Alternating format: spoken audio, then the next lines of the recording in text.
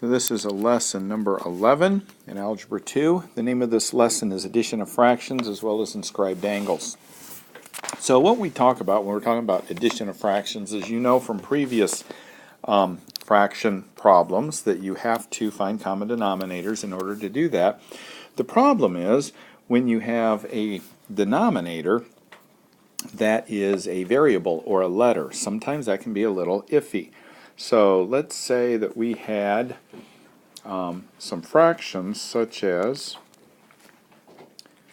this.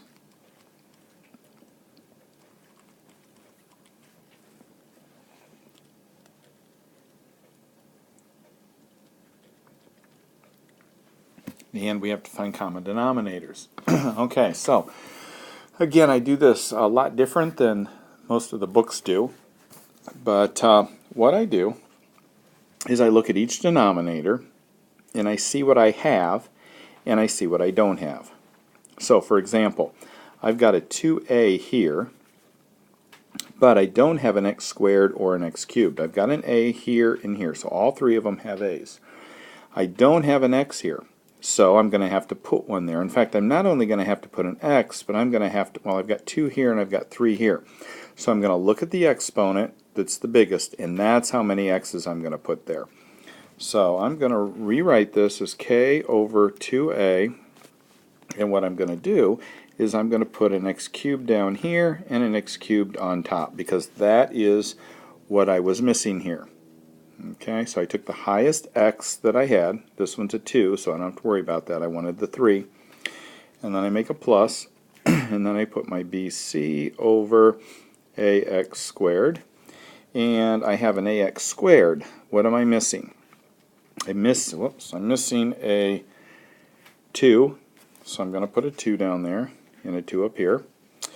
Am I missing anything else? Well, I have 2 x's here, but I have 3 here, so I'm missing 1. So in order to get that to be a 3, I have to put an x there and an x there. And on this last term, again, I'm going to put my m over ax cubed, and look at what I'm missing. Okay, so back up here, I've got an ax cubed. I have an a and an x squared, because if I have 3 of them, then I definitely have 2, so those are fine. But I'm missing a 2 there, so I'm going to put a 2 here and a 2 there. So anything you add that's missing on the bottom, you also add to the top. And once I'm done with that, I have common denominators. So let's go ahead and write this as x cubed k over 2ax cubed. I just switched the order there, I didn't do anything else. And I've got 2bcx, and I'm going to write these in the same order I did that. So I have a, and then I've got an x squared times an x. So if you remember, when we have variables that are multiplied, we add the exponent. So that's a 2 plus 1, so that's going to be a 3, minus 2m over 2ax3. Now this always works, and one of the things that will always happen is if you follow this procedure, you will always get common denominators without really having to do a whole lot. Once we get common denominators like that, all we have to do at this point, we look at our top and see if we can combine anything, and we can't. We've got a mess in each one of these that you can't combine, because you remember, in order to combine, or in order to add or subtract, you have to have the exact same x value, or the exponent on each of the terms. Well, this one doesn't even have a b, so that means it can't be added to that. This one has an m, and none of the other ones do, so none of these numerators can be added. So what we do in order to finish this up is we do one little bit of homework to clean it up, and that is we take the whole thing and put it over the common denominator. So that's the fraction line. We're going to put all that on top, and we only need one of these denominators. So we have 2ax cubed. So my answer then ends up being this plus this minus this all over 2ax cubed. So this is example 11.2. We're going to do this the exact same way.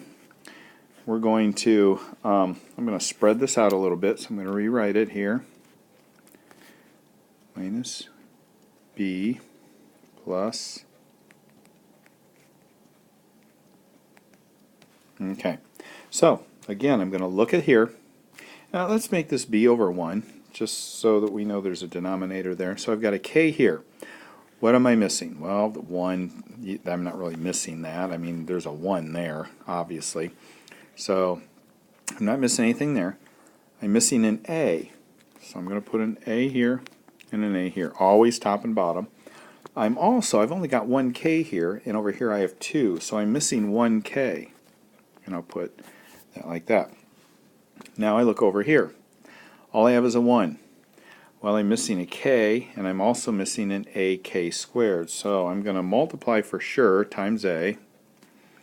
And that's supposed to be an a. Come on, write an a. There we go.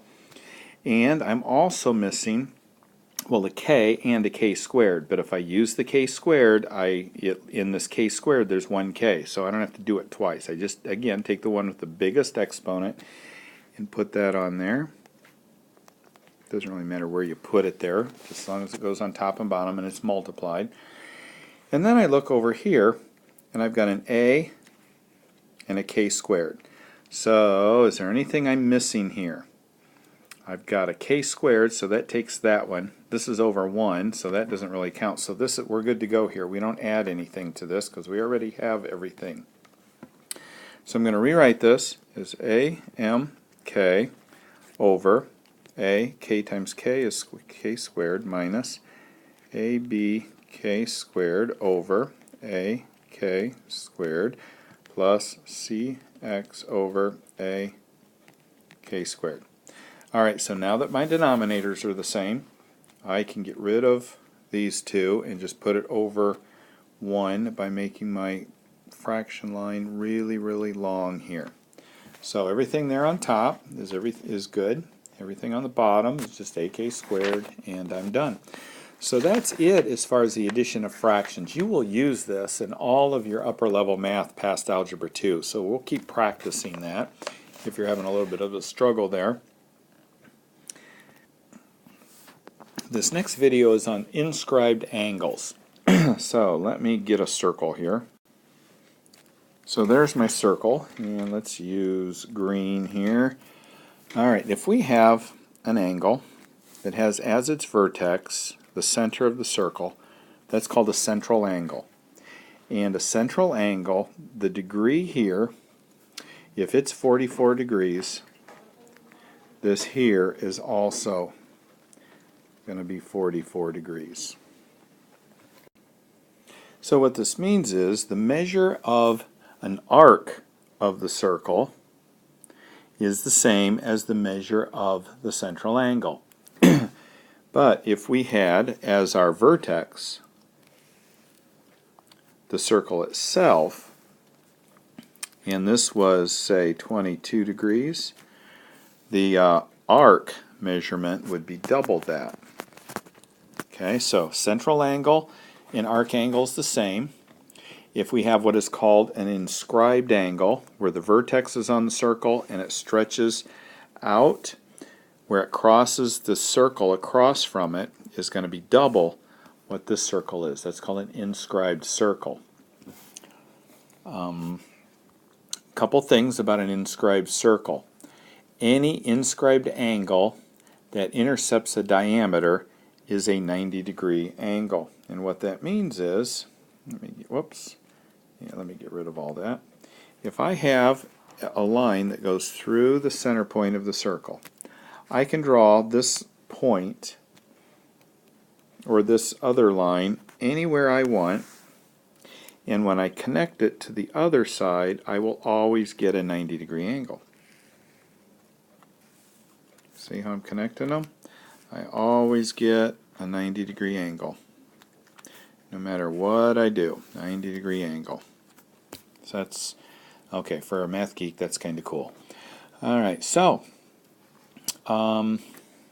that's it really as far as inscribed angles. There's nothing really that scary about them, but there are some really, really good things that we can learn about an inscribed, or about an angle in a circle given that information. So let's look at example 10.3. Let's get rid of all that and see what we've got here. We've got an angle that is inscribed, and this is 40 degrees.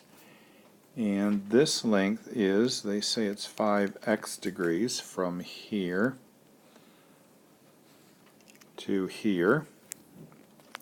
So that's 5x degrees. And remember, you add up the degrees and you get 360. And from here to here, they're saying that that is 7x plus, that isn't a plus, plus 40 degrees. And what they're interested in is finding x. Alright, so let's see what we know here on how we can find x.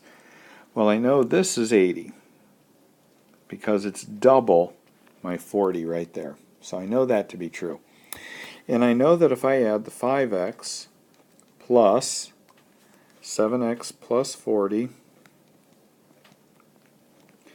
plus this 80, I get, I'll put it over here, 360 degrees. 360 degrees is always how many degrees a circle is. You add all those up,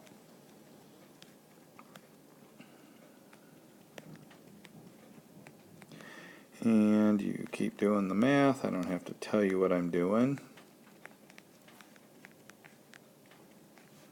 So x equals 20.